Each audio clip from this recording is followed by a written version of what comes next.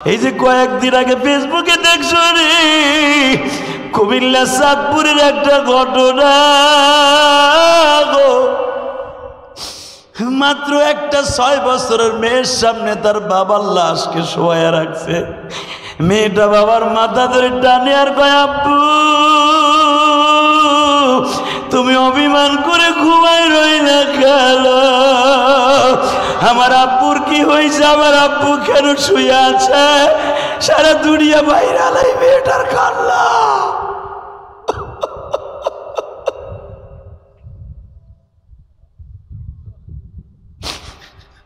বাজান গত শুক্রবার যেখানে আমি মানিকগঞ্জ ওয়াজ করছি, তোমরা ইউটিউবে দেখছো এই দৃশ্যটা। আমি যখন কান্নার ওয়াজ করতেছিলাম, হুজুর মাত্র 11 বছরের একটা 9 বছরের একটা ছেলে ওই মাদ্রাসায় পড়ে। যখন বললাম সে যুবকদেরকে তোর বাবারে বুকের মধ্যে নিয়ে মাপ চা, ওই ছেলেটার বাপ না স্টেজের উপরে দাঁড়িয়ে করে পড়িয়ে গেছে। ইউটিউবে দেখে নিয়েন গত সপ্তাহের ওয়াজ তোমরা যারা দেখছো।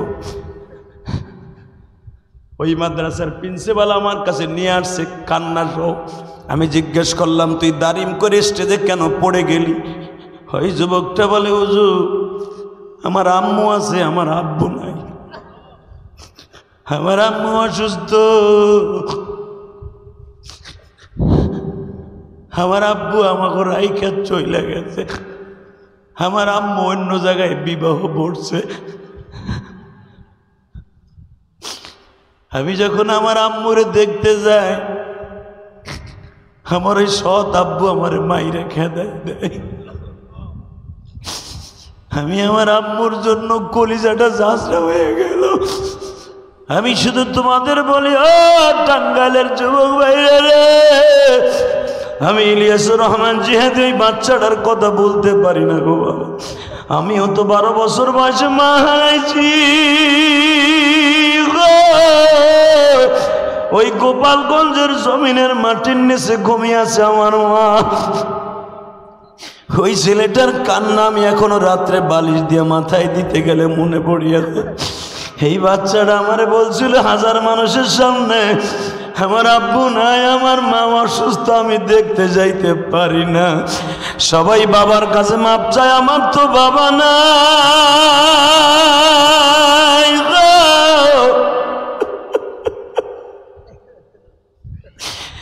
যারা এতিমদেরকে সামাজিক আদর করবা, বিশ্ব নবীর গাড়িতে জান্নাতে যাইবা গো বাবা।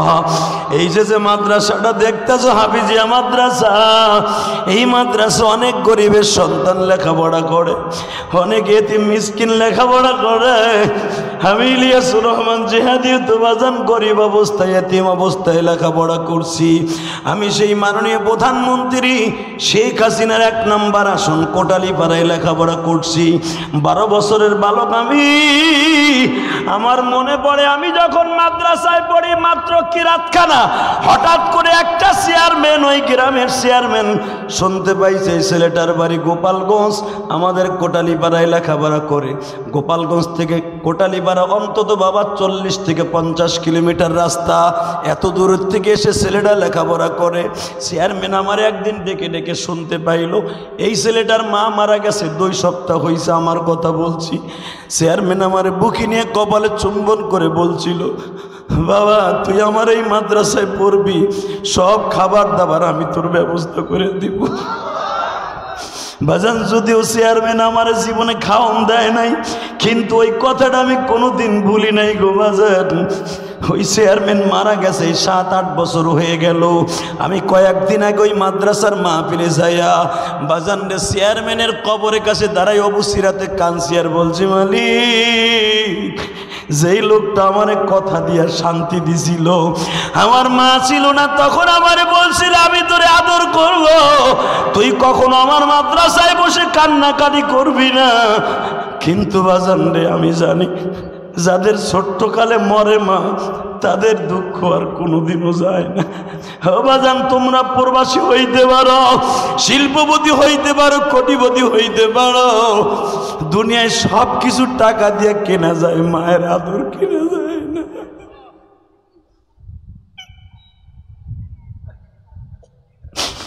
যদি মায়ের আদর কেনা যাইত,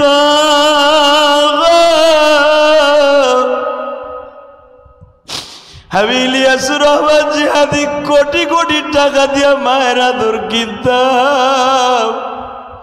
টাঙ্গাইল জেলা, এটা কি কালীহাতি? টাঙ্গাইল জেলা কালীহাতি থানাধীন 20 অক্টোবর 2023 বাদ জমা চিনামুড়া নুরানিয়া হাফিজিয়া মাদ্রাসার উদ্যোগে 8ম বার্ষিকী ওয়াজ ও দোয়ার মাহফিলের সম্মানিত সভাপতি জনাব হাফেজ মৌলানা হোসেন আহমেদ সাহেব, আজকের মাহফিলে যিনি আমার আগে ওয়াজ করেছেন হযরত মৌলানা জাহিদুল ইসলাম ইসাপুরি, মুফতি আব্দুল মালিক সাহেব সহ আজকের মাহফিলের প্রধান অতিথি জনাব আলহাজ মোহাম্মদ শাফি খান, উদ্বোধক জনাব মোহাম্মদ আব্দুল মতিন খান বাদল। আজকের মাহফিলে অনেক অতিথিবৃন্দর নাম আসছে, এগুলো বলতে গেলে আসরে রক্ত হয়ে যাবে। অতএব এখানে নাম সবাইরে দোয়া দিয়ে আমি কিছু কথা বলার জন্য আল্লাহর কাছে ইচ্ছা পোষণ করছি। আল্লাহ তৌফিক দান করুক, সবাই আমিন। সামনে আমার বসে আছেন আমার কলিজার টুকরা ভাইয়েরা, পর্দার আড়ালের আমার মা ও বোনেরা, এবং যারা এই মাহফিলের আয়োজন করেছে, আল্লাহ এদের সবাইকে আপনি মাফ করে দেন। আল্লাহ জানি না কবে যেন হায়াতে জিন্দেগি শেষ হয়ে যায়, কবে যেন হায়াতে জিন্দেগি শেষ হয়ে যায়। কি সুন্দর আমার বাজানরা বসে আছে, এই যে আমার বাজান সামনে বসে আছে, এক সময় ছিল এই মুখে দাড়ি ছিল না, ঠিক না বেঠিক? এই মুখটা ছিল ফ্রেশ। এত সুন্দর করে আমার আল্লাহ কালো দাড়ি দিলেন, ছোট্ট ছোট্ট সোন গাছের মতো ঘাসের মতো দাড়িগুলো গজায় দিলেন আমার আল্লাহ। সেইটার আবার আস্তে আস্তে আমার আল্লাহ পাকায় দিয়া এই চামড়াটা কি পেলেন ছিল, কি টান ছিল। টাটি সুপারি চাবায় খাইতাম, একটা গরু এক আর হাড্ডি চাবায় খেয়ে ফেলতাম, ঠিক না বেঠিক? আজকে একটা গোশতের টুকরা চাবায় খাইতে পারি না। এমন একদিন আসবে আমি যে আসল বাড়ি কবর পর্যন্ত হেঁটে যাব সেই শক্তিও আমার নাই, 4 জনের কান্দে করে যাব, তাই না বাবা? এই জন্য কবিতার ভাষায় কি সুন্দর বলে শোনেন, কেবা হবে সঙ্গে আমার কবরে, চোখের পানি ছেড়ে দিবেন। কে বলছে আপনার আমার গুনাহ মাফ হইব না? গুনাহ করতে লাগবে 60 বছর 70 বছর, আর আমার মওলার মাফ করতে লাগবে 1 সেকেন্ড টাইম। আরে সুবহানাল্লাহ, জোরে কর। দিনের বেলা জোরে কবেন, খাইয়াইছেন, এমন তো না যে রাত্রে খাইয়ে দেয়া হেন নাই। কইবেন তো বাপের পেটার মতো আওয়াজ দিবেন। আজকে ফিলিস্তিনে মার খায় মুসলমান একমাত্র ঐক্যবদ্ধ না হওয়ার কারণে। আমাকে দাদা আকাডার দেশ মুদি, এই মুদি ইসরায়েলের পক্ষে, হালাকে আমাকে বন্দুকত্ব দেখায়, কথা বলে না কেন? এই মুসলমানের বলা, ভালো করে মাথায় ঠান্ডা মাথায় বালিশ দিয়ে তারপরে চিন্তা করো। এই মুদি আমাকে শত্রু না বন্ধু? এবার প্রমাণ হয়ে গেছে ইসরায়েলের সাথে ফিলিস্তিনি যুদ্ধের দিক দিয়া। আল্লাহ রসুল যে বলছে আজ থেকে 1445 বছর আগে, আল মুশরিকুনা বিল্লাহ ওয়াহিদা, সমস্ত মুশরিক ইহুদি নাসারারা এক সুতায় গাধা, ঠিক না ঠিক? আর মুসলমান হলো এক সুতায় বাঁধা। তার প্রমাণ হয়ে গেছে আমাকে মাননীয় প্রধানমন্ত্রী। ছোট্ট দেশ জানে, রাগা বোয়ালরা সবাই ইসরায়েলের পক্ষে। আমার ছোট্ট দেশ এই বাংলাদেশ, তারপরও সে কোনো দিক না তাকায় অন্তত মৌখিকভাবে বলছে যে আমরা ফিলিস্তিনের পক্ষে। কথা বলে না কেন? এই জন্য মাননীয় প্রধানমন্ত্রী ধন্যবাদ জানান। আর কিছু না হোক, সে ফিলিস্তিনি মুসলমানের পাশে দাঁড়াবার অঙ্গীকারনামা দিয়েছে, এবং আজকে সরকারিভাবে শোক পালন করার ডাইরেক্ট সরকারিভাবে অনুমতি দিয়েছে। এটা অনেক কিছু মিয়া, অনেক কিছু। আপনি কি জানেন এইটুক বলার কারণে বাংলাদেশে কি অবস্থা হবে? অস্ট্রেলিয়ার মতো, সুইজারল্যান্ডের মতো দেশ, যেই দেশের গম ছাড়া আপনাকে বাংলাদেশ অচল। এই যে মেম্বার চেয়ারম্যানরা যে রিলিফ দেয়, এই গমগুলা অস্ট্রেলিয়ার থেকে আসে, সরকার কিনে আনে, সুইজারল্যান্ড থেকে আসে। এই যে সোয়াবিন তেল সুইজারল্যান্ড থেকে আসে। এরা যখন দেখবে ছোট্ট দেশ জাগো দিয়ে আমরা তেল দিয়ে বাঁচাই, এ তো তাগো থিওরি, বাঁচাই কে? জোরে বলেন, কে কে কে? অগো থিওরি যে আমরা বাঁচাই রাখি তেল দিয়া। যখন দেখবে ছোট্ট দেশ প্রধানমন্ত্রী আমাগো ইসরায়েলের পক্ষে না ফিলিস্তিনের পক্ষে, কি দেশের অবস্থা হবে আপনি নিজেও জানেন না, কিন্তু সব না তাকাইয়া আমার মুসলমান ভাইদের দিকে তাকায় অন্তত সহানুভূতির হাত তো বাড়াইছে। আলহামদুলিল্লাহ বলেন। অতএব আমি আপনাদের একসাথে দীপ্ত কণ্ঠে একটা আওয়াজ শুনতে চাই, এই জমিনের মালিককে। এই যুবকগুলো আস্তে কথা কইবা, বাতের রোগে ধরবো তোকে। সারাদিন ফেসবুক চালাইতে চালাইতে সব শেষ, কথা কন না কে? হ্যাঁ তা না মুরগি হয়ে গেছে এগুলা।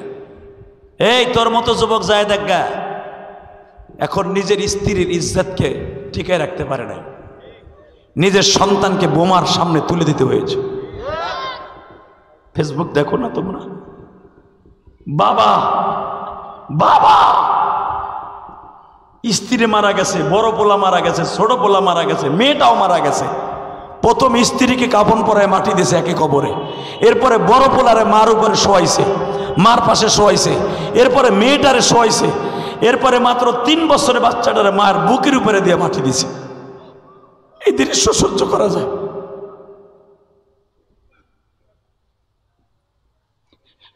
বাজানরে একই ফ্যামিলিতে 5 জন সদস্য, 4 জনই শেষ। বাবাই ছিল অফিসে, তা না হলে বাবাও শেষ হয়ে যাইত। অফিস থেকে আসি এই শুনে আমার কলিজার টুকরার সন্তান একজনও নাই, আমার প্রাণ প্রিয়তমা বিবি নাই গো, আমার ঘর বাড়ি কিছুই নাই। বোমার আঘাতে সব উড়াইয়া দিছে। আল্লাহ তুমি রহম করো ফিলিস্তিনের উপরে,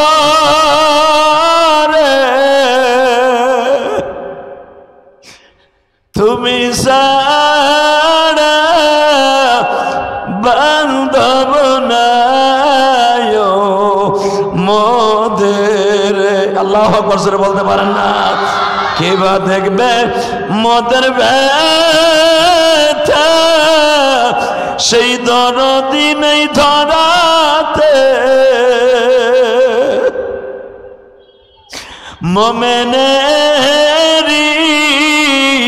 বন্ধু হয়া মাফ করো। আল্লাহ তুমি সারা ফিলিস্তিনকে বাঁচাইবার মতো কেউ নাই গো। বাজান চোখের পানি ফেলাইয়া ফিলিস্তিনি মা বোনদের পক্ষে একটা আওয়াজ দাও, যেই মা বোনরা বোমার আঘাতে আজকে শেষ হয়ে যাইতাছে। ও মা যারা মহিলা প্যান্ডেলে আমার কথা শুনতেছেন, মা ওই মেয়েটা যদি আপনার হইতো, ওই পুত্রবধূটা যদি আপনার হইতো, ওই সন্তানটা যদি আপনার হইতো গো মা, আপনি পাগল হয়ে লেঙ্গা বাসস্থানে বয়ে বয়ে ভিক্ষা করতেন। আহারে বাচ্চা নাই, আমি বাইসা থেকে কি করব? ওই ফিলিস্তিনি মা বোনদের দিকে তাকাইয়া 2 ফোঁটা পানি ফেলাইয়া আমার মওলারে ডেকে ডেকে বলবা, মালিক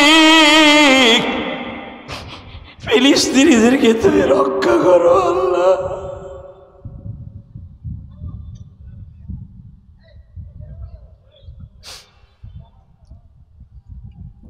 আল্লাহ আমরা ফিলিস্তিনে যাইতে পারবো না, হামাসের সাথে আমরা সম্পৃক্ত হতে পারবো না, তবে 2 ফোঁটা পানি দিয়া তাদেরকে তোমার কাছে সহযোগিতা করতে পারবো।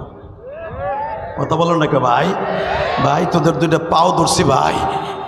1971 সালে যেই বাজানরা বেঁচেছিলেন তারা জানেন, ওই হানাদার বাহিনী যেই গ্রামে ঢুকতো আমার বাবাদের কলিজাটা থাকতো পকেটে। কথা ঠিক না ঠিক?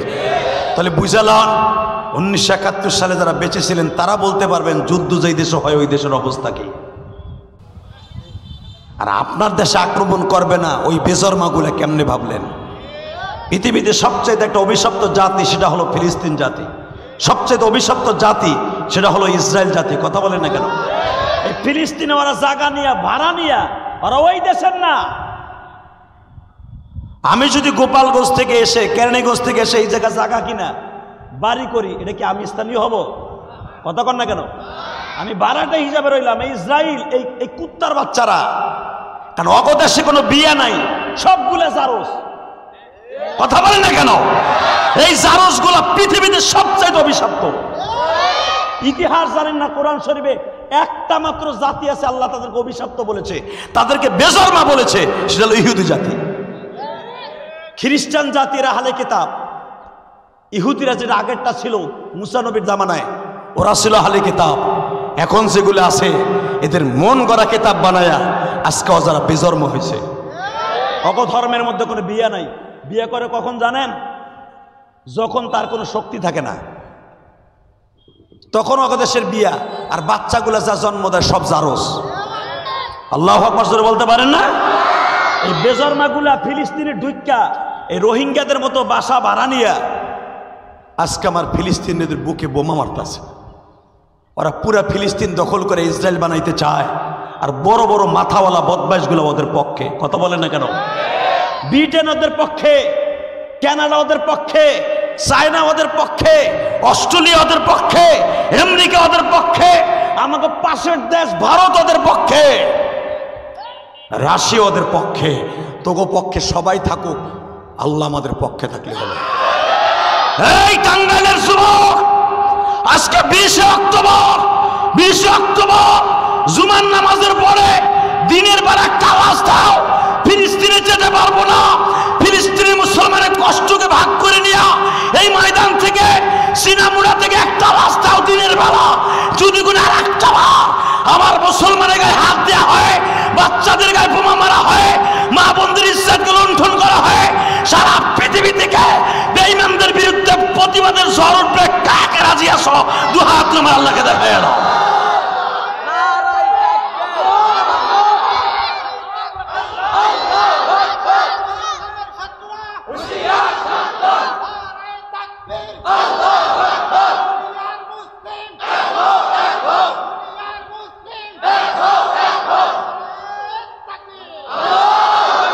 এই টাঙ্গাইলের সিনামুরার মুসলমান, তাকবীরের ধ্বনি যারা দিয়েছেন, এই কণ্ঠটাকে হাউজে কাউসারের কাছে বিক্রি করেছেন। আপনি কি জানেন এই তাকবীরটা আল্লাহর কাছে কত প্রিয়? অনেকে বইয়ে বইয়ে মাসি মারছো না, তুমি মনে মনে ভাবতেছো তাকবীর দিলে কি হইব? মুসলমান যতবার বিজয় নিয়েছে দেখো না, ফিলিস্তিনি মুসলমান ওদের 47-46-এর সামনে, গুলির সামনে ওরা মোকাবেলা করে পাথর দিয়ে। কথা আসতে বলেন কেন? কি পাথরের আঘাত দেখো নাই ওদের? ওদের অস্ত্র নাই, পাথর দিয়ে মারে ওরা। ওরা জানে বদরের যুদ্ধে মুসলমানের কোনো হাতিয়ার ছিল না, মাত্র তরবারি ছিল 4টা, মানুষ যুদ্ধের পোশাক ছিল 2টা, ঘোড়া ছিল মাত্র 2টা। এই 2টা ঘোড়া দিয়ে যদি 1000-এর বিরুদ্ধে, কাফের সৈন্যদের ঘোড়া ছিল 3000, মানুষ ছিল তারা 1014 জন, 3 গুণ তাদের ঘোড়া ছিল, তরবারি ছিল এক একজনের 7টা করে, তাতে 7000 হয় তাদের তরবারি, একটা ভাঙলে 7টা রেডি। এত অস্ত্র বস্ত্র হওয়ার পরেও মাত্র 313 জনের কাছে পরাজয় বরণ করেছে। এটা ফিলিস্তিনের মুসলমান জানে, ফিলিস্তিনি মুসলমান জানে। ওয়া ইস্তাস্তাগীথুনা রাব্বাকুম ফাস্তাজাবা লাকুম আন্নী মুবিদ্দুকুম বিআলফিম মিনাল মালাইকাতি মুরদিফিন। এই নবী, আপনার সাহাবীরা বদরের মাঠে নামবে, আমি ফেরেশতা দিয়ে 1000 ফেরেশতা দিয়া, বিআলফিম মিনাল মালাইকাতি মুরদিফিন, 1000 ফেরেশতা দিয়া আপনার সাহাবীদেরকে আমি সহযোগিতা করব। কথাটা কে বলেছে? কোরআনে আয়াত এখনো জমিনে আসে না, উড়ে নিয়ে গেছে। আস্তে কথা বললে বাতের রোগে ধরবে বুড়াগুলি।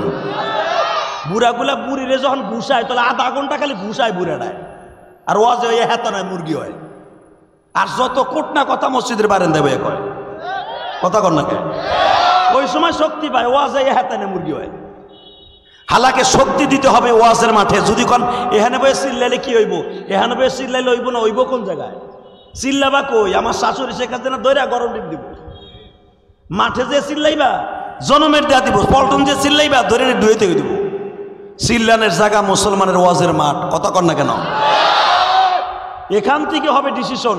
আমার নবী যেরকম বদরের মাঠে ডিসিশন নিছে, মসজিদে নববীতে ডিসিশন নিছে, ওহুদের মাঠে ডিসিশন নিছে, মুসলমান এখন আমাদের ওই সিস্টেমের যুদ্ধ নাই, আমাদের ডিসিশন হতে হবে ওয়াজের মাঠে। ইমানের চেতনা যেখানে গেলে ফিরে ওইখানেই যাব ইনশাল্লাহ। বলেন আল্লাহু আকবার জোরে বলতে হবে। ও বাবা, ফিলিস্তিনি মুসলমান যদি এখন 1 বোতল পানিও কোনো রাষ্ট্র দেয়, 1 বোতল পানি, ওরা মনে করবে আমরা জান্নাতের খুরমা খাইতেছি। আপনি জানেন গাজায় সমস্ত পানি বন্ধ করে দিছে, কারেন্ট বন্ধ করে দিছে,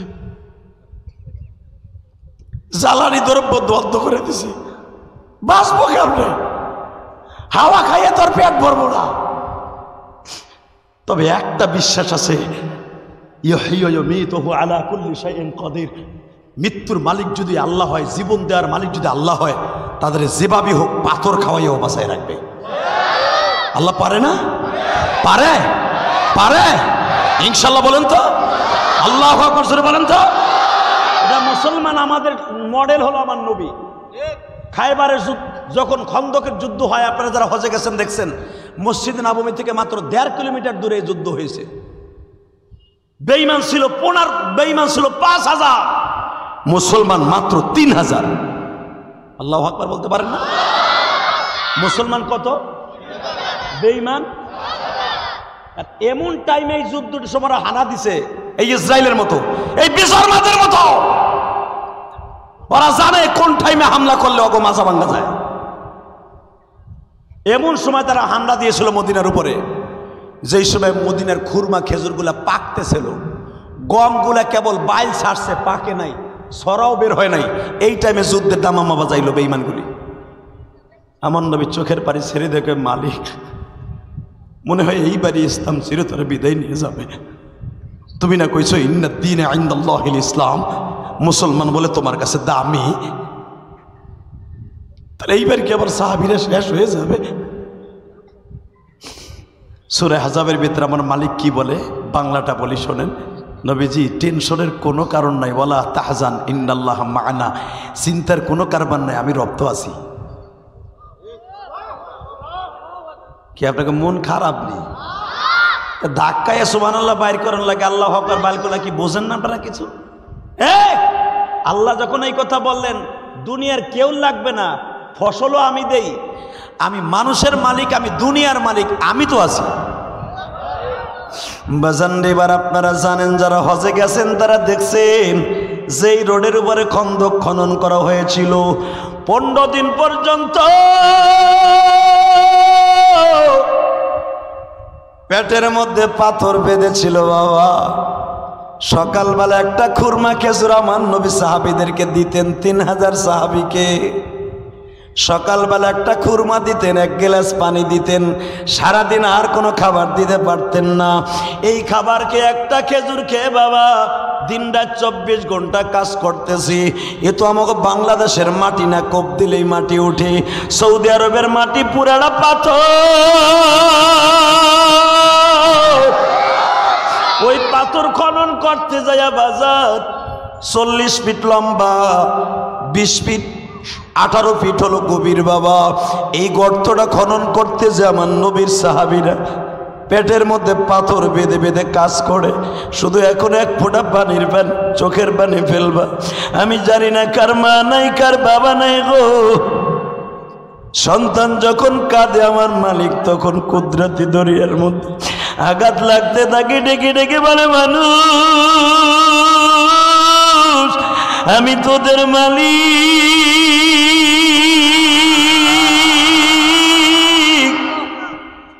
চোখের পানি যবে দেখবো, চোখের পানি যবে দেখবো, মাফ করিব তখনই,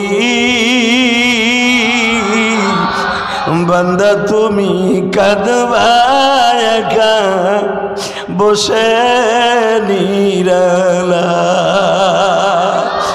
বাজান এখন খন্দকের মাঠের মতো সাহাবা একরাম যেমনি কেঁদেছিল, বিশ্বনবী একাধারে বাজান 3 দিন পর্যন্ত একটা খেজুরও খায় না, 1 গ্লাস পানিও খায় না। ঠান্ডা পানির মধ্যে পাথর ভিজাইয়া আমার নবী রুমাইল দিয়ে পেটের মধ্যে বাইন্ধা রাখছি, যেন আমার ক্ষুধা অনুভব না হয় গো। ও বাজান, রসুলের একজন প্রিয় সাহাবীর নাম ছিল তার জাবের দৌড়ে আসিয়া বলে, নবীজি একটা খুরমা যদি পাইতাম গো নবী।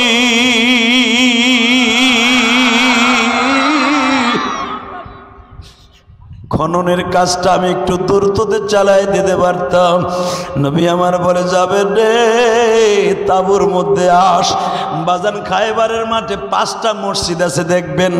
একটা মসজিদ আছে মসজিদে আলী, আর একটা মসজিদ আছে মসজিদে আবু বকর, আর একটা মসজিদ আছে মসজিদে ফাতেমা, আর একটা মসজিদ আছে মসজিদের নবী। আল্লাহু আকবার বলা। এই আবু বকর মসজিদের মধ্যে বসে জাবেরের কলার ধরে বিশ্বনবী ভিতরে ঢুকায় বলে, জাবের রে তোরে খাবার দেব কই থেকে? জামাটা উঠে বলে, দেখ রে জাবের, আমি 2টা পাথর পেটের মধ্যে বাইন্ধে রাখছি। জাবের একটা চিৎকার দিয়া, বুখারীর হাদিস, জাবের একটা চিৎকার দিয়া বলে, ও মদিনার মানুষেরা রে, যারে না বানাইলে দুনিয়ার কোনো কিছু আমার মওলা বানাইতো না। ওই মানুষটা যুদ্ধের জন্য যদি 3খানা পাথর বাঁধতে পারে, আমি যাবেন আর কোনোদিন খাবার চাইব না। নবী আমারে মাত্র 1টা ঘন্টার টাইম দেন, আমি একটু কাজ করি। আমার নবী বলে, যাবেন রে কি করতে চাস? হুজুর আমার বাড়ি এখান থেকে মাত্র 200 গজ দূরে, এই পাহাড়টা পাড়ি দিলে আমার বাড়ি। হুজুর আমি একটু বাড়িতে যাব আর দৌড়ায় আসবো। আমার নবী বলে, যা রে জাবের যাও। বুখারীর মধ্যে আসছে, আনাস ইবনে মালিক বলেন, আমরা দেখলাম জাবের দৌড়ে গেল। জাবের দৌড়ে যায় বিবিরে বলে, বিবিরে তুই না আমার নবীর প্রাণ বইরা দেখতে চাইছ? তুই না একবার বলছিলি তুমি যদি কোনোদিন আমার নবীর আমার বাসায় না দিতে পারো, আমি তোমার কাছে মোহরনার টাকা কোনোদিন চাইব না, আমি তোমার স্ত্রীর দাবিটা সারিয়া দিব। বিবি একটা সুবর্ণ সুযোগ আইছে, আমার নবীরে দেখার একটা সুযোগ আইছি। ঘরের মধ্যে কোনো খাবার আসেনি। জাবেরের বিবি একটা লাভ দিয়ে কয়, কি দরকার? বলে, ঘরের মধ্যে তুমি 8 কেজি গোমার আটা রাইখে গেছো, 1 মশক পানি রাইখে গেছো যুদ্ধে, আর একটা খাসির বাচ্চা আছে, বয়স হয়েছে কত? কয় 1 বছর। সঙ্গে সঙ্গে জাবের বলে, দেরি করিস না, তুই হাত পাও ধর, আমি জবাই দেই। আল্লাহু আকবার জোরে বল। এই হাদিসের দ্বারা বোঝা যায় স্বামী আর স্ত্রী একসাথে গরু কোরবানি, খাসি, মুরগি সব দেওয়াই দেওয়া যায় আছে। মহিলারা মাছটা দেয়, মহিলারা জবাই দেওয়া যায় আছে। মুরগির ঘরে মুরগি, স্বামী স্ত্রী মিলা, সন্তান মিলা, মহিলা মহিলা জবাই দিতে পারে। জবাই দিলি ওই আল্লাহ না, মহিলার জবাই দিতে পারে না মানে এটা কই পেয়েছে? এটা হিন্দুদের প্রথা। এই মুসলমান ভাইরা, জবাই দেওয়ার সুন্নাত তরিকা পুরুষে জানুক আর মহিলা জানুক, দোনোটা হালাল। আলহামদুলিল্লাহ বলেন না? তাকান এদিকে, কোনো দিক তাকাবেন না, শুধু কানবেন। কে কইছে আপনার গুনাহ মাফ হইব না? আমি গ্যারান্টি দিয়ে গেলাম। যদি চাওয়ার মতো চাইতে পারেন, রব্বে কারিম 1 সেকেন্ড আপনার আশা পুরা করে দিবে। কিন্তু চাওয়ার মতো চাইতে হইব, চাওয়ার মতো চাইতে হইব। চাওয়ার মতো না চাইলে জীবনও পাইবা না। তুমি জীবনে কি চাও, তোমার চাওয়ার একটা শেষ আছে, কিন্তু আমার রব্বে কারিমের দেওয়ার কোনো শেষ নাই। কথা কন না কেন? এবার শুধু আমার দিকে তাকাবেন আর কানবেন। জাবেরের বিবি আর স্বামী স্ত্রী ধইরা খুব দ্রুত জবাই দিয়ে দিলেন। মাত্র 7.5 কেজি গোশ হয়েছে ছাগলটা। আলহামদুলিল্লাহ বলতে পারলেন না? 7.5 কেজি গোশ স্বামী আর স্ত্রী তাড়াতাড়ি মুগুরির উপর থুইয়া কোবাইয়া তরবারি দিয়ে কাইটটা মাইটটা টুকরা টুকরা করে বউরে কয়, তাড়াতাড়ি ডেক্সি উঠাইয়া দে, তুই রুটি বেলে দে, আর আমি বাঁচতে থাকি কিছু অর্ধেক বাইজা আমি যাই আমার নবীরে লই আহি। আপনাকে মন খারাপ মানে? আরে আমার নবী যদি আপনাকে সিনে মুড়ে আইতো। আমি আজকে যেই বাসায় খাবার খাইছি, একজন পুলিশ কনস্টেবল এসআইয়ের বাসায়, তার ওয়াইফ আলেমুল আমাকে এত ভালোবাসতো আমি জানতাম না। আমার গত 2 দিন আগে ফোন দিছে, জিয়াদি সাহেব হুজুর, আমি আপনার অনেক ভক্ত, আপনি আমার পাশের এলাকায় আসতেছেন। ওই দাও চায়না চালাইছে, দেখো এই দেখো না, ভলান্টিয়ার কি মাথায় হাত দিয়ে খারাই দিয়েছে, মোটর সাইকেল হ্যান্ড স্টার্ট দিতে পারবো না, বাইরে লুলাবো না এলাকা। ওইদিকে আইলি হয় বটবুড়ি লুইয়া, আরে গুছায় ফেলাই দেবা মোটর সাইকেলের দিয়ে। বাট পার পোলাবান মাহফিলটা পুরো নষ্ট করে দিছে না? মানুষের ধ্যান খেয়াল, বাবা শয়তান এমনি চাই মনটা আর একদিক যাক। কথা কর না কেন? ওরে মনে করে শয়তান ওরা ডিম দিয়ে তারপর লইছে। নাহলে পোলা বানাইছে ওয়াজ শুনতে আর মগা আইছে মোটরসাইকেল চালাইতে। আল্লাহ আমাদের হেফাজত করেন, বলেন লা হাওলা, শয়তান খেদান, লা হাওলা ওয়ালা কুওয়াতা ইল্লা বিল্লাহ। শয়তান ওদিক গেছে আর আইব না, ওজন ওদিক আর না আহে, আর আইতে গেলে যেন চিতে পড়ে যায়, কষ্ট হইতেছে। টাকা নাই দিকে, হ্যাঁ বউ তুই না আমার নবীরে দেখতে যাইছ, তুই রুটি তাড়াতাড়ি বেলে দে, আমি তাড়াতাড়ি সেঁকে দেই। হাদিসের দ্বারা বোঝা যায় স্ত্রীর কাজে স্বামী যদি সহযোগিতা করে, স্বামী আর স্ত্রী একসাথে নবীর সাথে জান্নাতে যাবে। আর আমরা নবাব জাদা বাবা রে বাবা, বোর কামে সহযোগিতা হইলে আর এক পাশের বাসা ও তো মাইক গে, ও বেড়া তো হিজলা কথা কর না কে, ও বোর কামে সহযোগিতা করে। আরে মগা বিশ্বনবী সুদ্ধা বিবিদের কাজে সহযোগিতা করছে। বিবির কাজে যারা সহযোগিতা করবেন সে হাউজে কাউসার আগে খাবেন। আল্লাহ আমাদের কবুল করেন, আরো জোরে কর। বিবির আপনার টিবল ঘরে নষ্ট হয়ে গেছে, পুষ্কুনিতে কাপড় চোপড় ধুইতে হইব, গোসল করছে, বিবির কাপড় চোপড় আপনি ধুইয়াই না দিবেন, এটা সুন্নাতে রাসূল। ওই পাশের পাশে একজন কাজে না ইজলা বোর কাজে বিক্রি হয়ে গেছে, কথা কর না কে, তাহলে ওর কপালে জুতার বাড়ি, ইসলামিক ওর কপালে জুতার বাড়ি। টিটকারি মারবেন না, স্ত্রীর কাজে সহযোগিতা করবেন, জান্নাত আপনার জন্য রেডি।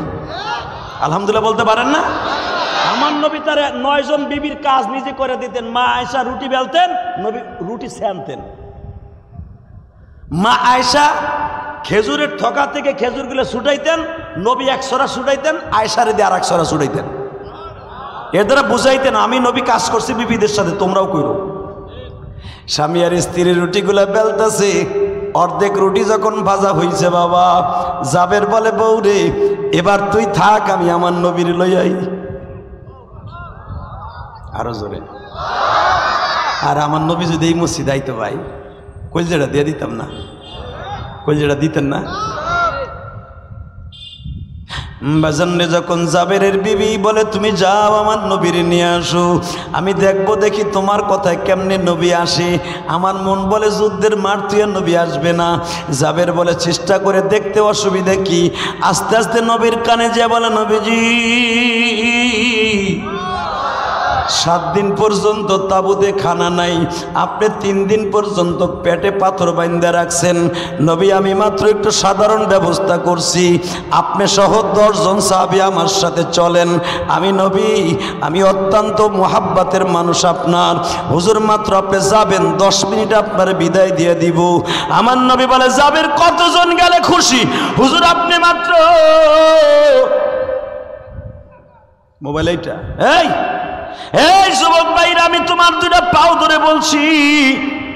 যখন জাবেরের বিবি বললেন অতি দ্রুত নবীরে নিয়ে আসো, নবীরে তাড়াতাড়ি নিয়ে আসো, বিশ্ব নবীর যখন বলা হইল নবীজি আমি মাত্র 10 জন সাহাবীদের খাবারের ব্যবস্থা করছি।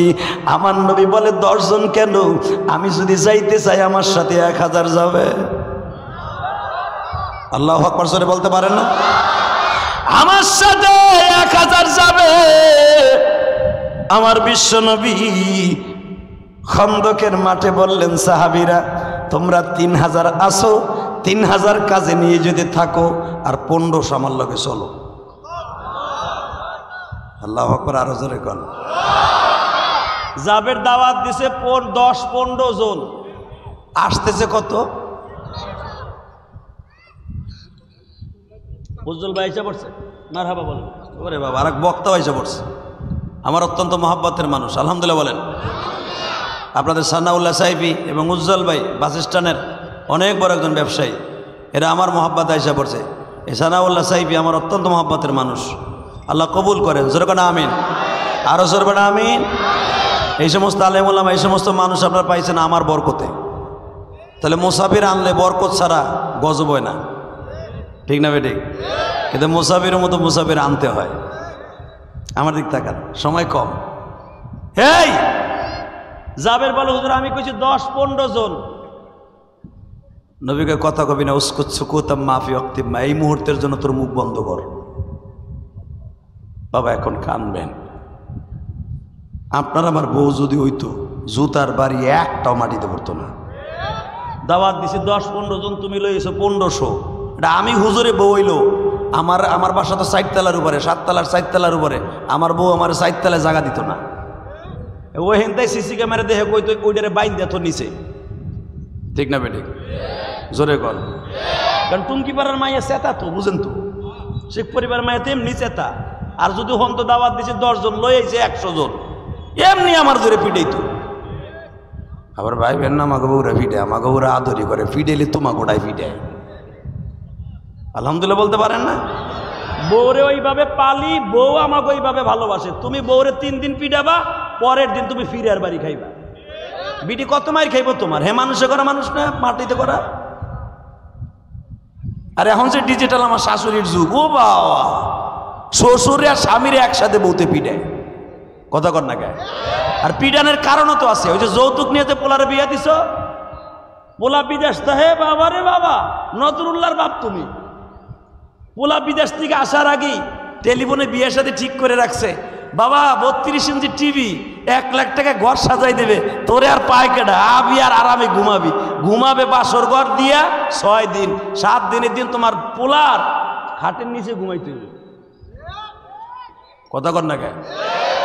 কারণ শ্বশুর বাড়ির খাট পালং নিয়ে তুমি নিজে কাজ করবা, নিজে ঘুমাইবা, বেশি দিন ওই খাটে ঘুমাইতে পারবা না। বোর খোটার গুতায় খাটের নিচে ঘুমাইতে হবে। কারণ হারামে কোনোদিন আরাম নাই, কথা কর না কেন? যৌতুক নিয়ে ডাইরেক্ট হারাম। জিনা করা যেরকম হারাম, যৌতুক নিয়ে বিয়ে করা ওই রকম হারাম। তুমি আনবে 1 লাখ টাকার শ্বশুর বাড়ির থেকে সম্পদ, তোমার মাইয়া বিয়ে দেওয়ার সময় লাগবে 8 লাখ টাকা। এর লেগে তো মাইয়া হইলে সবার মুখটা কালো হয়ে যায়। হালাকে মেয়ে হওয়ার সাথে ওই ঘরের ভিতরে আল্লাহ রাব্বুল আলামিন রহমতের 10টা ফেরেশতা পুরা বছর দোয়া করার মধ্যে নিয়োজিত করে দেয়। বাজান এবার দিলটা নরম করবেন। বিবি জাবেরের বিবি মনে মনে কয়, আমার স্বামী আসে না কা, আসে না কা। আসতে আসতে আসতে বাবা জাবের যখন বলতেছে, নবী আমি তো 10-1500 কই নাই, মাত্র 10-12 জন 15 জন বলেছি। আমার নবী বলে, জাবের কথা বলবি না, পিছনে পিছনে হাঁট। জাবের যখন পিছনে হাঁটে, পাও চলে না, এই 1000-1500 মানুষের খাবার আমি কেমনে দিব? জাবেরের পুরা বাড়ির সামিয়ানা ভরে গেছে মানুষে।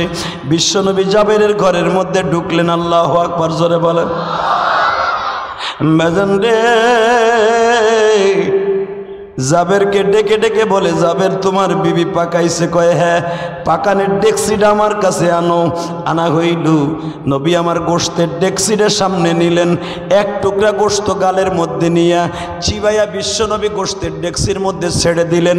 1 টুকরা রুটি গালের মধ্যে নিলেন, অর্ধেক রুটি সমস্ত রুটির নিচে রেখে দিলেন। আমার নবী বাজান রে, এক একটা থাবা মারতাছে, গোশতের প্লেটে থাবা মারে, এক এক থাবার মধ্যে বাজান 10টা-15টা করে রুটি উঠে। এইভাবে থামা মেরে রুটিগুলো আমার নবী বাম হাতের তালুতে রাইখা ডাইন হাত দিয়ে বাবা বেলসা ভরিয়া ভরিয়া এইভাবে গোশতগুলো দিয়া আমার বিশ্বনবী আনাস ইবনে মালিককে বলে, বেলালকে বলে, তোমরা বন্টন করিয়া দাও, তোমরা সবার পরে খাইবা। আবু হুরায়রাকে বলে, তোমরা পরে খাইবা। আবু হুরায়রা বাজান ক্ষুধার্ত বেশি ছিলেন। আবু হুরায়রা মনে মনে ভাবেন, আমার ক্ষুধা বেশি, নবী আমারে আগে না দিয়া ওদেরকে দিতে কয়। কিন্তু নবী যেভাবে দিতাছে, লাস্টে তো আমি পামুই না, ক্ষুধা ক্ষুধাই থাইকা যাবে। কিন্তু আবু হুরায়রা জানতো না, যেই হাতে নবী বন্টন করতেছে, এই হাতকে সামনে নিয়ে আমার মাওলা কোরআনে কারিমের মধ্যে বলেছে, ওয়ামা আরসালনাকা ইল্লা রাহমাতাল লিল আলামিন।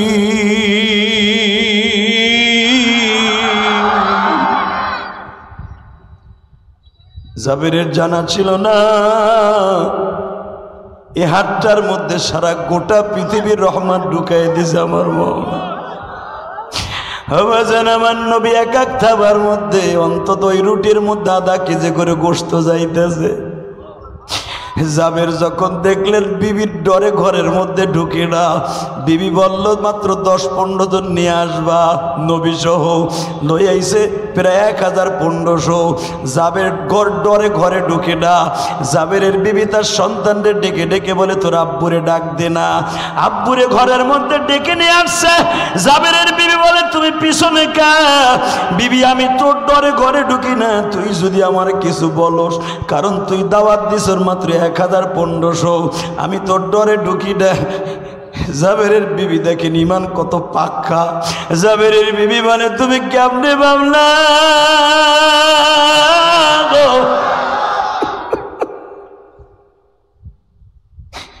যেই মানুষটাকে আমার রব তামাম পৃথিবী রহমান করে ডাক দিয়েছে, ওই রহমানটা এখন আমার ঘরের মধ্যে, আমার ঘরে 1 গ্লাস পানি থাকলেও কোনো টান পড়বে না গো।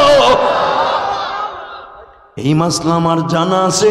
তুমি পুরুষ মানুষ হয়ে কেন তুমি পিছনে থাকো? যুবক ভাইরা আমার দাড়ি বাগা বাজান এখন কানবেন।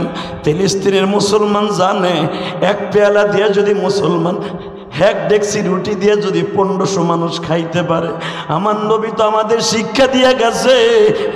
ফিলিস্তিনিরা বাবা শুনতে পাইলাম 1 ড্রাম পানি দিয়া পুরো 1 গ্রাম ইউজ করে। আমার আল্লাহ সাহায্য শুরু হয়ে গেছে বাজান রে। একটা পাম রুটি 10 জনের চাহিদা মোতাবেক খাইতেছে ফিলিস্তিনে। কারণ তারা জানে আমার মাওলা কালামে হাকিমের মধ্যে বলছে তোমরা রহমাতের নবীর উম্মাত, তোদের কোনোদিন কষ্ট হইতে পারে না। বাজান এবার আমার দিকে তাকান। জাবের রাদিয়াল্লাহু তাআলা আনহু যখন দেখলেন রুটির জায়গায় রুটি রইছে, গোশতের জায়গায় গোশতে রইছে, নবী আমার আবু হুরায়রারে ডেকে ডেকে কয় তোর কত খাওয়ানোর দরকার? আবু হুরায়রা কোন হাত পেতে বলে নবীজি আমি খাদিমদারি করতে করতে আমার পেটটা ভরে গেছে, আমার আর খাবারের দরকার নাই গো।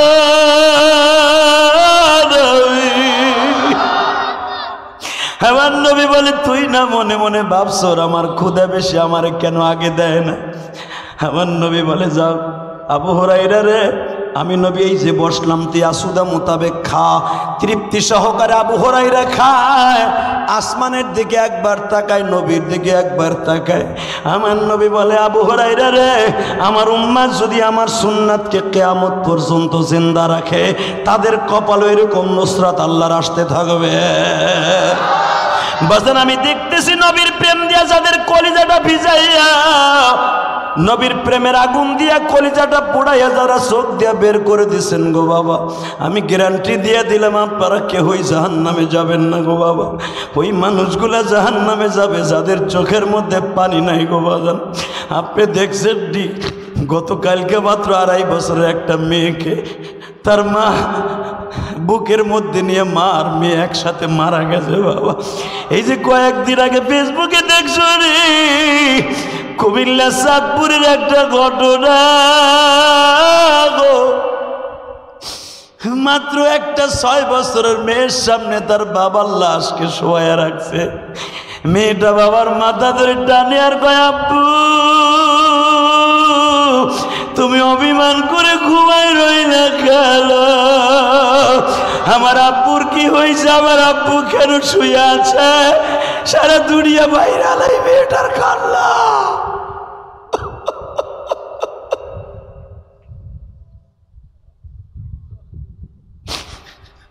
বাজান গত শুক্রবার যেখানে আমি মানিকগঞ্জ ওয়াজ করছি, তোমরা ইউটিউবে দেখছো এই দৃশ্যটা।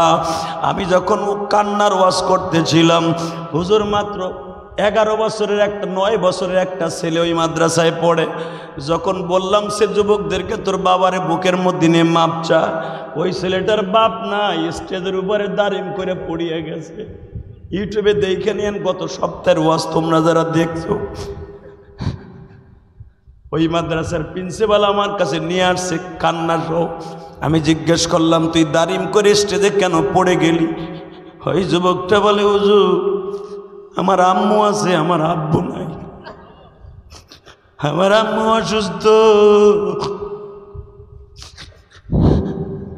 আমার আব্বু আমাকে রাইখা চলে গেছে, আমার আম্মু অন্য জায়গায় বিবাহ করছে,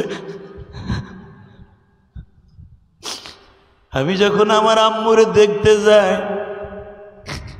আমার ওই সৎ আব্বু আমার মাইরে খেদাই দেয়।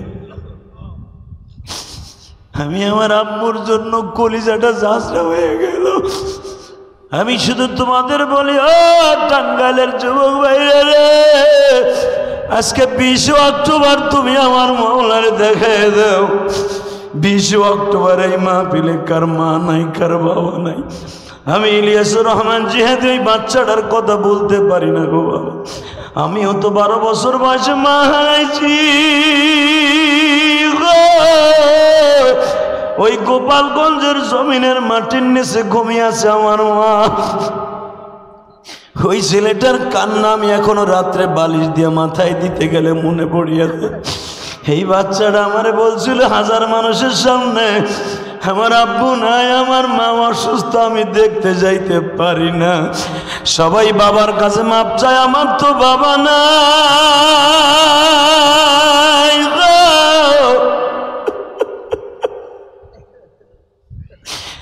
যারা এতিমদেরকে সমাজে আদর করবা, বিশ্ব নবীর গাড়িতে জান্নাতে যাইবা গো বাবা।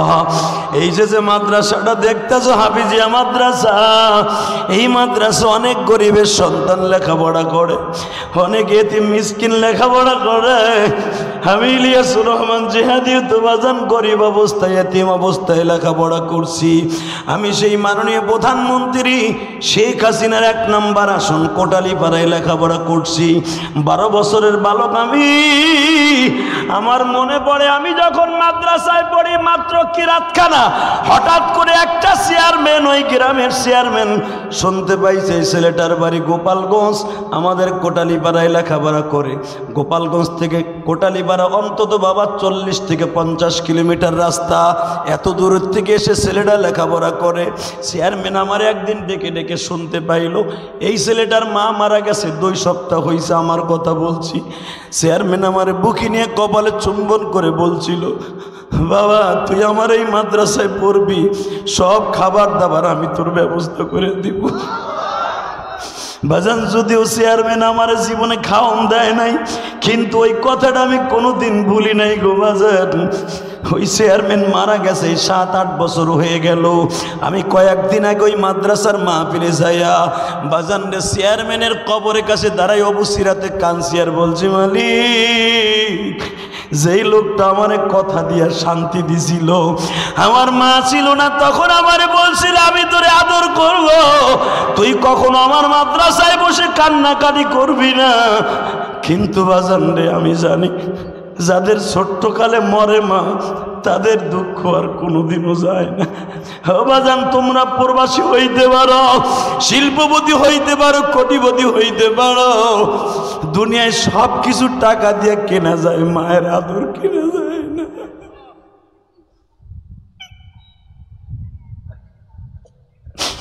যদি মায়ের আদর কেনা যাইত,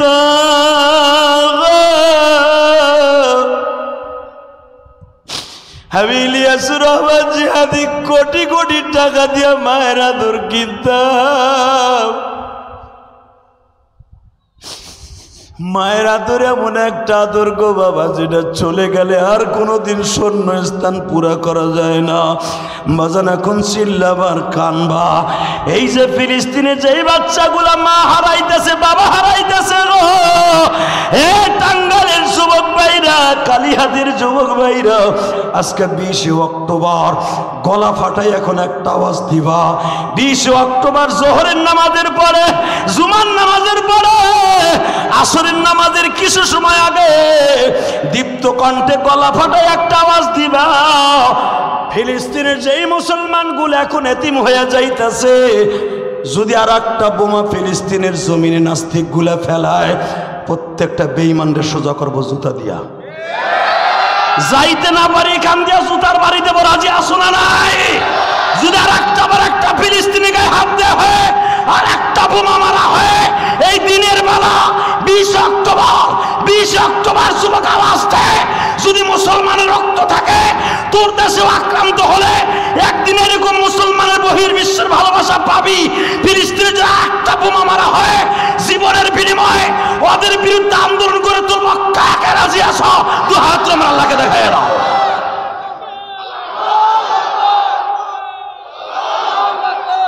আল্লাহ এই হাতগুলাকে কবুল করো। জোর করে আমিন, আরো জোরে বলো আমিন। শুধু আমি আপনাদের দুইটা পাও ধরবো। ফিলিস্তিন এমন একটা দেশ, ফিলিস্তিনের এক একটা অ্যাড্রেস আপনাদের সামনে তুলে ধরি, এক একটা শব্দ বলবার আল্লাহ আকবার দিয়ে আমার আল্লাহরে খুশি করবেন। 1 নম্বরে ফিলিস্তিন হলো, পৃথিবীর সমস্ত নবীরা ফিলিস্তিনে কদম দিছে।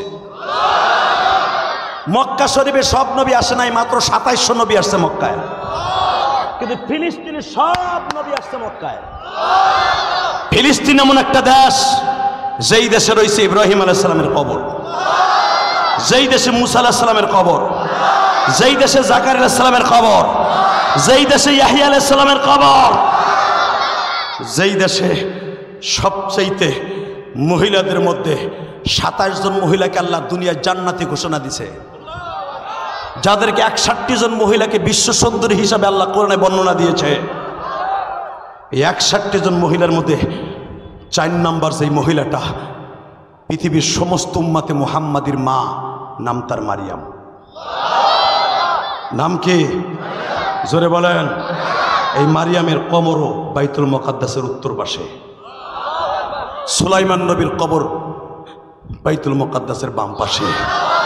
দাউদ নবীর কবর এই ফিলিস্তিনে, ইউসুফ নবীর কবর এই ফিলিস্তিনে।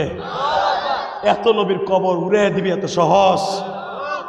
এই যদি ফিলিস্তিনের পক্ষে তুমি প্রতিবাদের ঝড় না উঠাও যুবক, তোর যৌবন একদিন শেষ হয়ে যাবে, তুই একদিন কাউরে কাছে পাবি না। ফিলিস্তিন যদি সরকার অনুমতি দেয় যাওয়ার, হামাসের পাশে দাঁড়াবার যদি অনুমতি দেয়, আমি ইলিয়াসুর রহমান জিহাদি রাজি আছি। তোমরা রাজি আছো না? এই 20 অক্টোবর দেখাবি যুবক, এইবার যারা হাত তুলছে হাত উঁচু করে দেখা। যদি সরকার একবার বলে ফিলিস্তিনে যাওয়ার অনুমতি দিলাম, আজকে দিনের বেলার মাহফিলে 20 অক্টোবর দীপ্তকণ্ঠ আওয়াজে আমি ইলিয়াসুর রহমান জিহাদি কাফনের কাপড়কে পাথায় বেঁধে ফিলিস্তিনি মা বোনদের পাশে যাব। তোমরা কে কে যাবা? তাকবীর ধরে আল্লাহকে দেখায় দাও।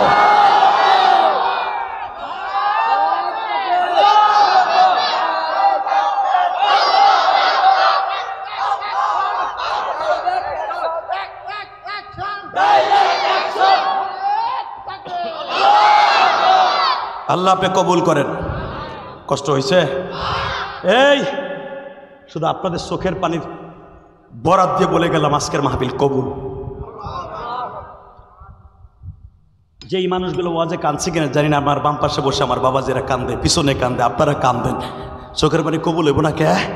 আপনি কি জানেন এই মারিয়াম, যেই মারিয়ামের সন্তান বাপ সারা দুনিয়া আসছে, এই মারিয়াম আলাইহিস সালাম বাইতুল মুকাদ্দাসে ঘুমিয়ে আছে।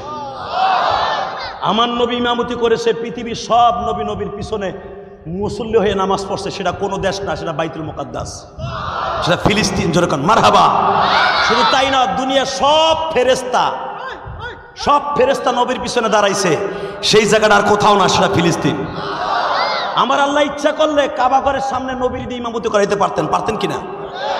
ফিলিস্তিনে যখন করাইছে, তাহলে বোঝা গেছে ফিলিস্তিনকে এত তাড়াতাড়ি ধ্বংস করা যাবে না।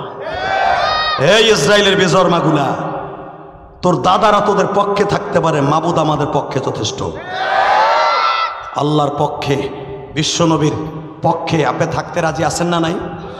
যদি থাকতে রাজি থাকেন, শুধু আমার সাথে একটা আওয়াজ দিবেন, জীবন যাক আর থাক, যতদিন বাঁচবো ইমান আমলকে সাথে নিয়ে বাঁচবো, যতদিন বাঁচবো আল্লাহ আল্লাহ রসুলকে ভালোবেসে বাঁচবো, যতদিন বাঁচবো মুসলমানের রক্ত যতদিন এক বিন্দু মাত্র প্রবাহিত থাকবে, ততদিন পর্যন্ত মুসলমানের অন্তরে ভালোবাসা নিয়ে বাঁচবো। রাজি আছেন না? শুধু আমার সাথে আওয়াজ দিবেন, কিয়ামতের মাঠে এই মারিয়াম জাহান্নামের মধ্যে নামবে। আজকে মারিয়ামের কবরটা জুতা দিয়ে পারাইতেছে। জাকারিয়া নবীর কবর তারা বোমা দিয়ে উড়াই দিতে চাইতেছে। শুধু আপনাদের দুইটা পাও ধরছি। এই মারিয়াম আলাইহিস সালাম উম্মতের কত দরদি হবে জানেন? কিয়ামতের মাঠে আমার নবীর 4টা মেয়ের সাথে বিয়ে হবে। আলহামদুলিল্লাহ বলেন। কয়টা? কিয়ামতের মাঠে আমার আল্লাহ নিজে আমার আল্লাহ কাবিননামা যৌতুক কাবিননামা হিসাবে অর্থাৎ মহারণা হিসাবে 4টা মেয়েকে জান্নাতুল ফেরদাউস দান করবেন। তার ভিতরে প্রথম যে মেয়েটার সাথে বিয়ে হবে আমার নবীর, সেটা হলো মারিয়াম। মা মারিয়াম জাহান্নাম থেকে আপনার আমারে না বাঁচাইয়া বাসরঘর করবে না, কারণ মারিয়ামের তো জীবনে বাসরঘর হয় না, কারণ কোনো পুরুষের সাথে মারিয়ামের বিয়ে হয় নাই, আমার নবীর সাথে হবে। এখন কানবেন, মা মারিয়ামের কবরটা তারা উড়াই দিতে চাইতেছে।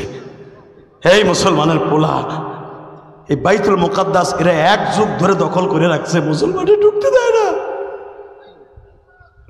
জুমার নামাজটা পড়তে দেয় না।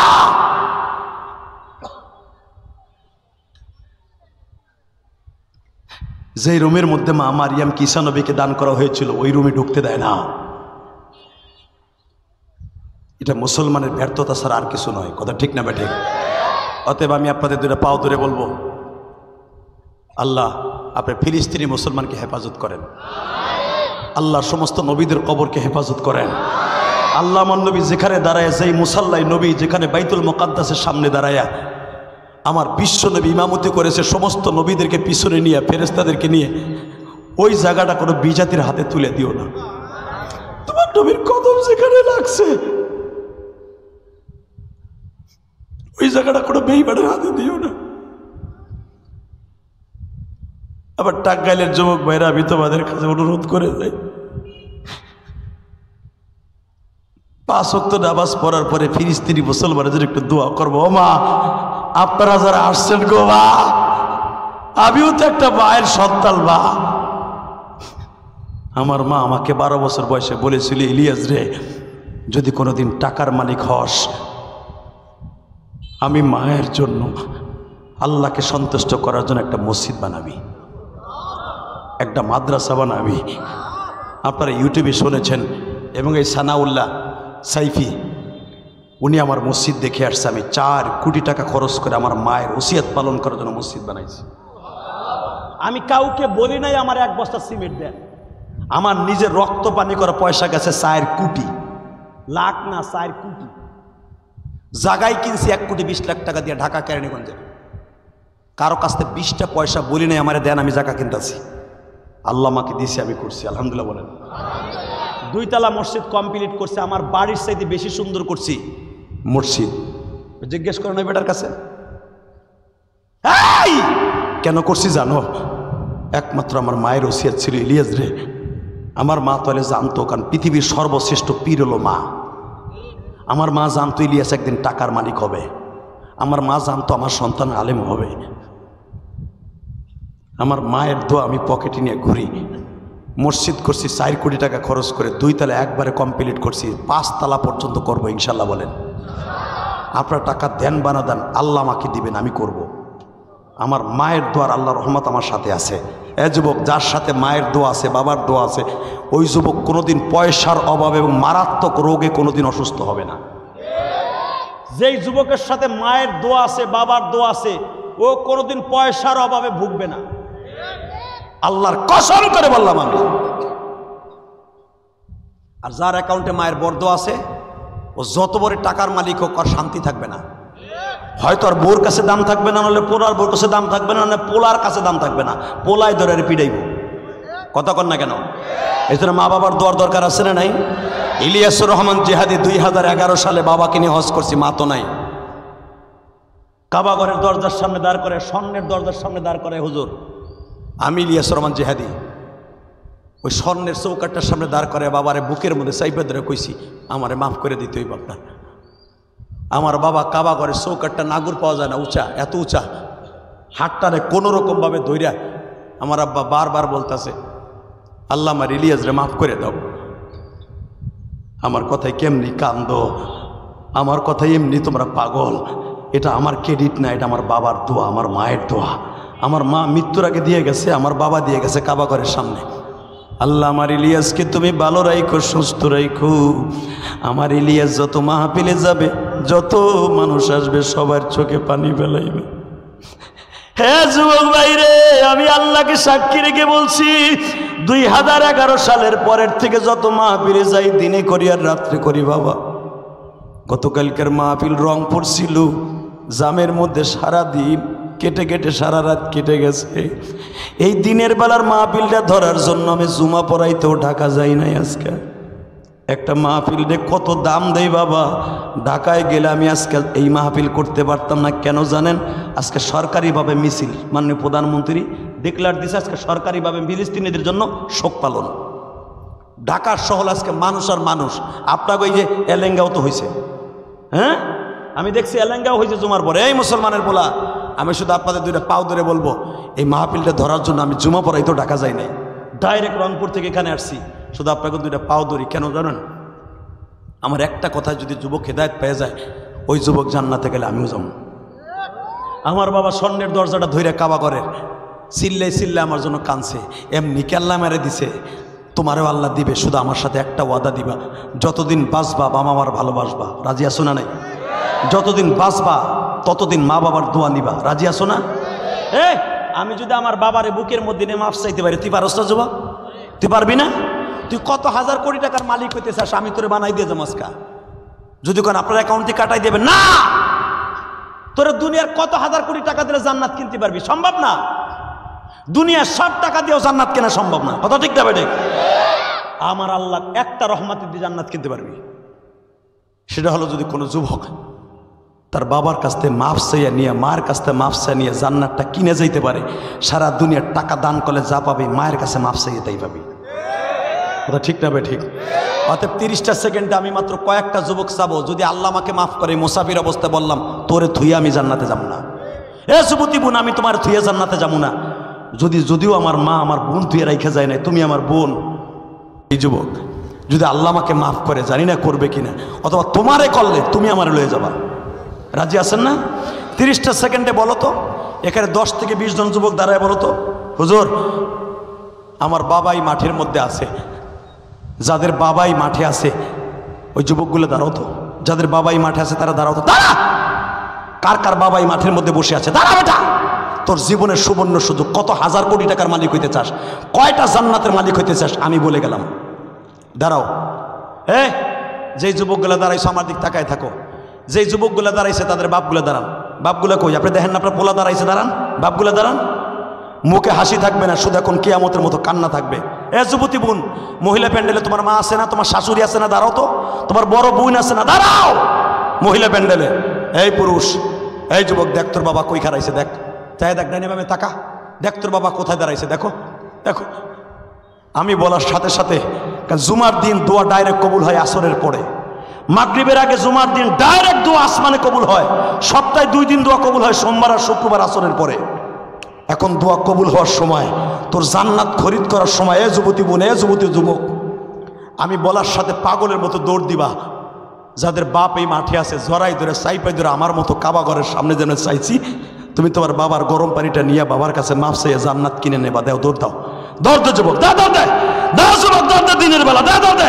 আজকে 20 অক্টোবর, দে বাপরে খাড়া কর, বাপরে খাড়া কর, যে চিল্লা কিয়ামতের মাঠের মতো চিল্লা যুবক, দাঁড়া, দে যুবক, দৌড় দে যুবক। এই যুবতী বোন, দেখো তোমার মা আছে কিনা, তোমার মা বাইচারা থাকলে তোমার শাশুড়ি আছে কিনা, শাশুড়ি না থাকলে তোমার বড় বোন আছে কিনা। এইখানে যাদের বাপ নাই, বড় ভাই নাই, বড় ভাইরে জড়াই ধরে কাঁদতো। ভাই না থাকলে বড় বন্ধু আছে না, বন্ধুরে বুকে নিয়ে কাঁদতো। আসরের পরে দেখো তোমার কারে ভালো লাগে, মুসলমানদের বুকে নিয়ে কাঁদলে আমার রব সবাইরে মাফ করে দেয়। আল্লাহ দেখো ছাড়বি না, যুবক ছাড়বি না, যুবক ছাড়বি না। আজকে 20 অক্টোবর, আল্লাহ টাঙ্গাইলের জমিনে দেখো, কালিহাতিতে দেখাও, আজকে পবিত্র জুমার দিন, আসরের নামাজের পরে দিনের বেলা পাগলের মতো যুবকগুলো বাবারে খোঁজে। আল্লাহ এদের চোখের পানি কি ভালো লাগে না। আল্লাহ অনেকের বাবা নাই, কিন্তু ভাই ভাইরে বুকে নিয়ে কান্দে গো। নবী আমার বলছে, বড় ভাইকে বাবার মতো মনে করে মাপ চাইও। আমি নবীর তো বাবাও ছিল না, বড় একটা ভাইও ছিল না।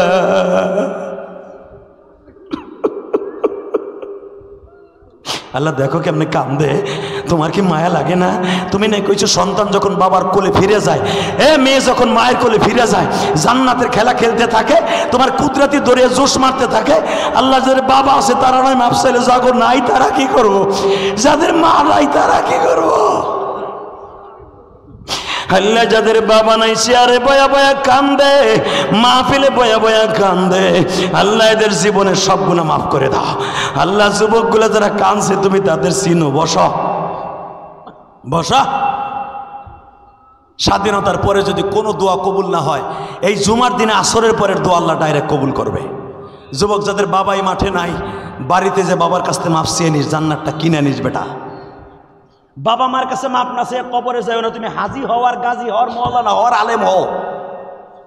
নবীর যুগে আলকামাকে আল্লাহ মাফ করে নাই মা মাফ করার আগ পর্যন্ত। নবী তার গালের মধ্যে ফু দিছে, কাজ হয় নাই। তো তুমি কার কোন জায়গার নবাব জাদা যে মায়ের বরদোয়ার পরও তুমি জান্নাতে যাবা মাপ না চেয়ে গেলে? অতএব বাবা মার কাছে মাপ চাওয়ার দরকার আছে না নাই?